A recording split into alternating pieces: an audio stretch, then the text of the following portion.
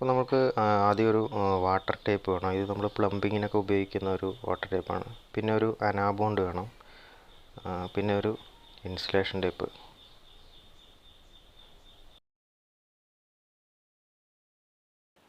അപ്പോൾ നമ്മൾ ഉപയോഗിക്കുന്ന ഒരു അനാബോണ്ടാണ്. അനാബോണ്ട് ഇതൊരു സിലിക്കോൺ ബേസ്ഡാണ്. ഇതൊരിക്കലും ഒരു പശയല്ല. അപ്പോൾ തന്നെ അതുകൊണ്ട് തന്നെ ഇത് ഉണങ്ങാനായിട്ട് നമ്മൾക്കൊരു നന്നായി ഉണങ്ങാനൊരു 7-8 മണിക്കൂറിൻ്റെ ആവശ്യമുണ്ട്. അപ്പോൾ നമ്മളിത് യൂസ് ചെയ്യുന്നതിന് മുമ്പ് നമ്മൾ നമ്മുടെ വർക്കൊക്കെ കഴിഞ്ഞ് വൈകുന്നേരം സമയങ്ങളായിട്ട് ചെയ്ത് കഴിഞ്ഞാൽ നമുക്ക് രാവിലെ ആകുമ്പോഴത്തേക്കും ഇത് ഉണങ്ങി സെറ്റായിട്ടുണ്ടാവും. ഒരു വാഹനത്തിൻ്റെ സ്റ്റാർട്ടിംഗ് സിസ്റ്റത്തിലെ മെയിൻ ഒരു കോമ്പോണൻ്റാണ് CDI യൂണിറ്റ്.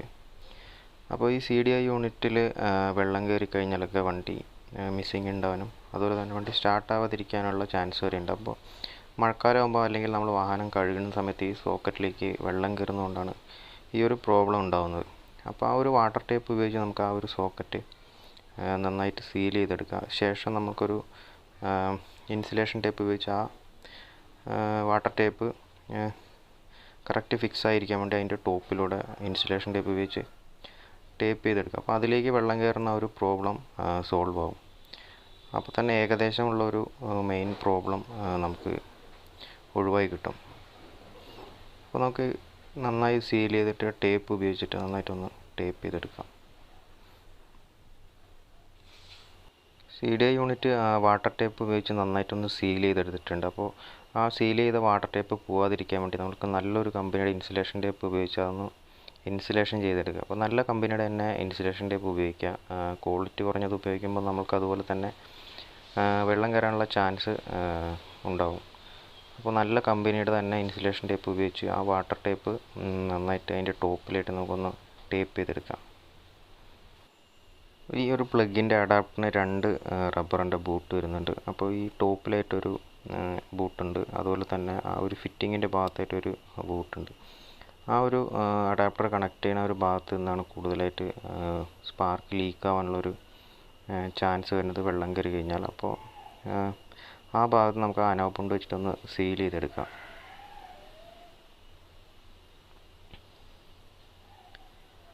അപ്പോൾ ചിലരൊക്കെ ഈ പ്ലഗ് മാറാൻ വേണ്ടി മാറുന്ന സമയത്ത് അല്ലെങ്കിൽ പ്ലഗ് ക്ലീൻ ചെയ്യാൻ അഴിക്കുന്ന സമയത്ത് ഈ റബ്ബറിൻ്റെ ബൂട്ടുകൾ ഇടാൻ മറന്നു പോകാറുണ്ട്. അപ്പോൾ ആ ഒരു ബൂട്ട് ഇല്ലാതെ വന്നാലും ഈ ഒരു പ്രോബ്ലം ഉണ്ടാവും. അപ്പോൾ ആ ഒരു ബൂട്ട് ഉണ്ടോയെന്ന് ആദ്യം ഉറപ്പ് വരുത്തുക, അല്ലെങ്കിൽ ആ ബൂട്ട് വാങ്ങിയിടാൻ ശ്രമിക്കുക.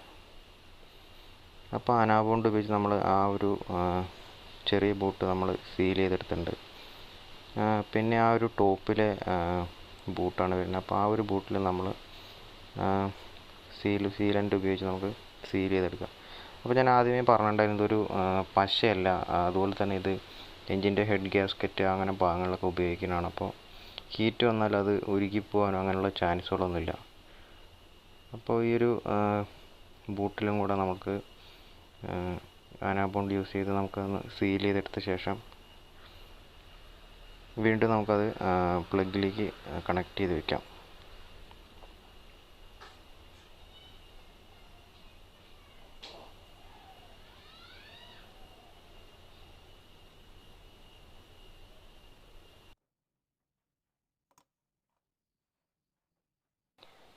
അപ്പോൾ നമ്മൾ കാർബറേറ്ററിൻ്റെ ആ ഒരു ടോപ്പ് ഭാഗം കൂടെ അഴിച്ചെടുത്തിട്ടുണ്ട്. നമ്മുടെ ആ ഒരു റബ്ബർ ബൂട്ടൊക്കെ കണ്ടോ പൊട്ടി കിടക്കുന്നുണ്ട്.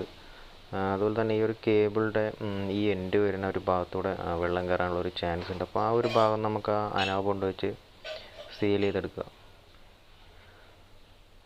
അതുപോലെ തന്നെ ആക്സിലറേറ്റർ കേബിൾ വേറെ എവിടെയെങ്കിലും ഇതുപോലെ പൊട്ടലുണ്ടോയെന്ന് ശ്രദ്ധിക്കുക. ആ ഒരു പൊട്ടലുണ്ടെന്ന് വെച്ച് കഴിഞ്ഞാൽ ആ ഭാഗത്തൂടെ വെള്ളം ഇറങ്ങാനും ചാൻസ് ഉണ്ട്. അങ്ങനെ പൊട്ടലുണ്ടെങ്കിൽ കേബിൾ നമ്മൾ പുതിയത് തന്നെ മാറ്റണം. അപ്പോൾ ഏകദേശം നമ്മുടെ എല്ലാ ഭാഗങ്ങളും ക്ലിയർ ആയിട്ടുണ്ട്.